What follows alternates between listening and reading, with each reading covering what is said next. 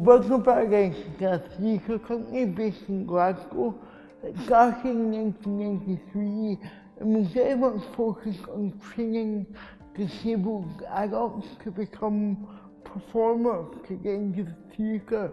And over the years it's done a lot of different things, but now it's about producing high quality theatre that tours around Scotland, around the UK, around the world.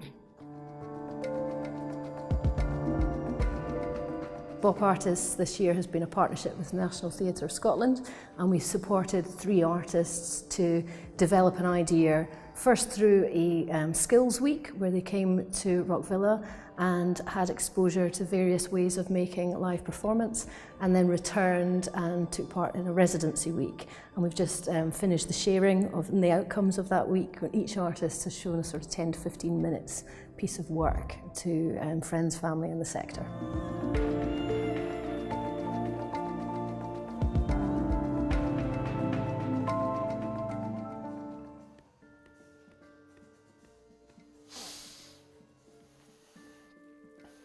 Escape.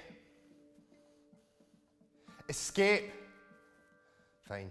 Control, Alt, Delete. Come on, let me out. Hello, Vincent. Vincent. Hello. In this sharing, the piece that we've been sharing is called Unlockable, and it's sort of the first, I call it the demo version of a piece of theatre that is inspired by video games, and it's set inside a video game. I hope that the finished version will kind of capture the experience of a video game on stage. I'm starting to delve into what I might be able to do to make it in some way playable for the audience or playable for the actors within the piece. Essentially, I've discovered that there's a lot of new technology out there that's going to intersect with theatre in really, really exciting ways, and I want to be part of that, and I am clueless, largely, about how to make any of this happen. But I now have a script for a first bit, so yeah, this was, I think, the first step on what will turn out to be a much, much longer journey, hopefully.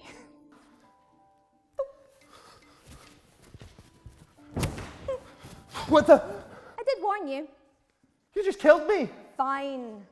Why would you do that? Don't make a fuss, it doesn't hurt. But you just Now, are you going to do something or what?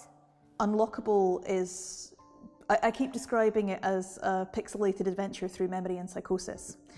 And because I've lived with a psychotic disorder for most of my life, I have a somewhat strange relationship with reality anyway, and it's really easy to, as a coping mechanism, overlay the rules of something like a video game onto reality and find it quite confusing when it doesn't conform to that. So I wanted to kind of bring that experience into it as well, to look at it, to look at this particular area of mental health / mental illness and what the kind of intricacies of the relationship with reality can be. So I was wanting to sort of look at that and how you take memory and build it into anything artistic that you create and mash all of that together and come up with a piece of theatre. All I can tell you is you are not going through this alone, because ours is a country of the many for the few, for the good of the many. I wanted to write something about politics and the kind of conflict between, we really don't like our politicians a lot of the time, but we keep voting them in. Yes, there are systems where certain people get ahead, there are cliques, there are favoured power structures in this country like there are in any others, but at the end of the day, we keep voting them in. So why then are we so angry at what they do? When I have an idea, and it's an idea that I like, and I bring in connecting things up, it kind of spews out of me, and very quickly it becomes this big, massive, unwieldy thing. And when I applied to BOP, I said, This is the idea that I have, and at the moment it has a cast of thousands, which I know that I'm never going to get, however successful I am. So it's trying to figure out how to manage that down into something that is realistic while still maintaining the core of the idea. So it kind of explodes, and then I try and squeeze it back, and that hopefully at the end of it is a successful idea. You should resign if you don't believe in it. I didn't say I don't believe it. You didn't say you did. If you're unhappy, go. Don't waste your time defending a policy you don't believe in.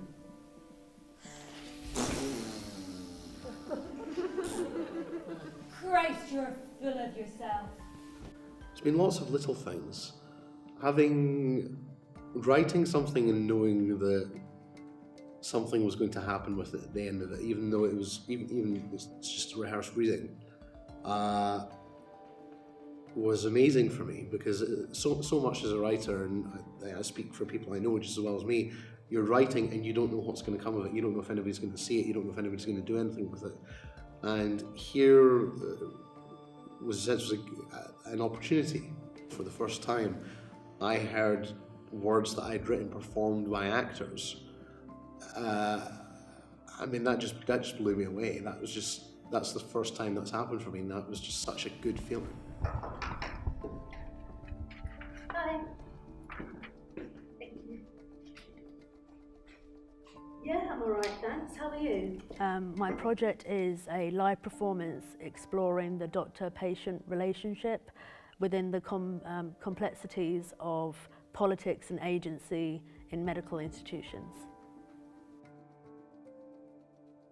I was quite disturbed by the fact that most stories are censored, and no one really knows what is happening in the world, and we're being fed sometimes false news, and I wanted to help chip away at that. The main issue is the fact that if we don't know what something is or understand it, how will we know to protect ourselves? How can we understand the concept of consent in any form? Listen, I'm not saying children shouldn't be protected. Of course we need to protect children. But when does protection become a form of abuse, segregation and control? Mr. Deepak Channa to room 5, please. That's Mr. Deepak Channa to room 5. See? We're putting our lives in the hands of strangers in white coats.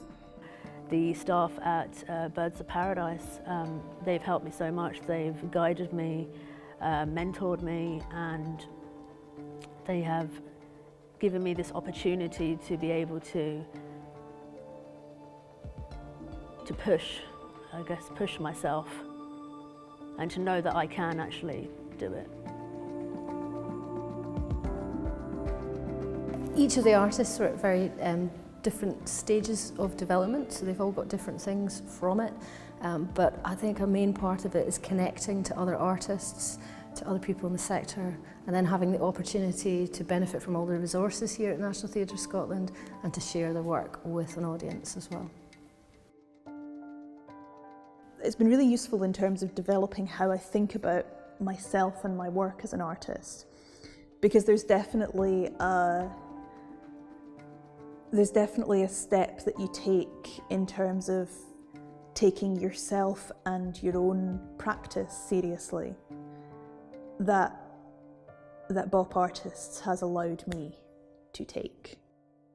It's just been a wholeheartedly positive experience for me. There's been nothing bad about it, which sounds so unrealistic, but it's true. I mean, there's certainly times for all of us where throughout this week we've been tearing our hair out and we've been stressed, thinking, oh God, is it going to work? Is it going to work? It's not going to work. It's going to be a disaster, which is part of the process. But we've been able to do that in a really supportive environment. These experiences are durational and we're enduring them, and that's a part of not only the process of performance but of living.